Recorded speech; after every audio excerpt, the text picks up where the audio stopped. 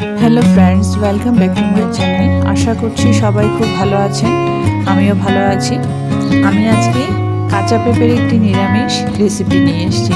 তো অনেকে না কাঁচা পেঁপেটা খেতে পছন্দ করেন না, কিন্তু এইভাবে পেঁপের ঘন্ট বানিয়ে খেলে কিন্তু দারুণ লাগে।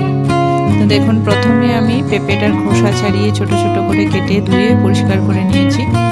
তারপর সাথে একটু পুরানো আলুও দিয়েছিলাম। তারপর পেঁপে আর আলু দুটোই আমি গ্রেট করে নিয়েছিলাম। আর পেঁপের এইভাবে ঘন্টটা আমার দারুণ লাগে খেতে। তো দেখুন, সমস্ত কিছু আমার গ্রেট করা হয়ে গেছে। তারপর কড়াইয়ের মধ্যে অল্প তেল দিয়েছি। তো তেলের মধ্যে আমি কয়েক টুকরো আলু ভেজে নিচ্ছি হালকা করে। আমি না খুবই কম তেল দিয়ে রান্না করি। একটু নুন হলুদ দিয়ে হালকা করে একটু ভেজে নেব। তো আলুটা ভেজে নিয়ে তারপর আলুটা উঠিয়ে দিলাম। তারপর আবার একটু কড়াইয়ের মধ্যে তেল দিলাম।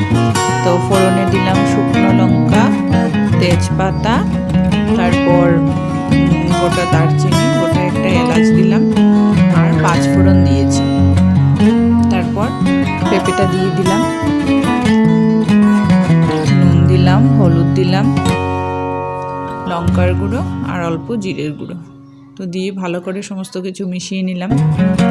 আর আমার কড়াইটা দেখেই বুঝতে পারছেন আমি একদমই তেল কম দিয়েছি।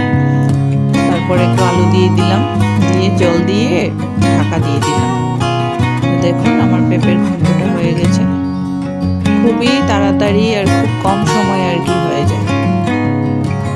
আর অল্প কিশমিশ দিলাম আর একটু ঘি দিয়ে দিলাম।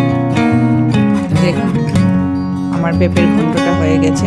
আর আমার নিরামিষ রান্না করেছি, সেদিন আমার শুক্রবার ছিল। তো চলুন এখন ভাতটা খেয়ে নিই।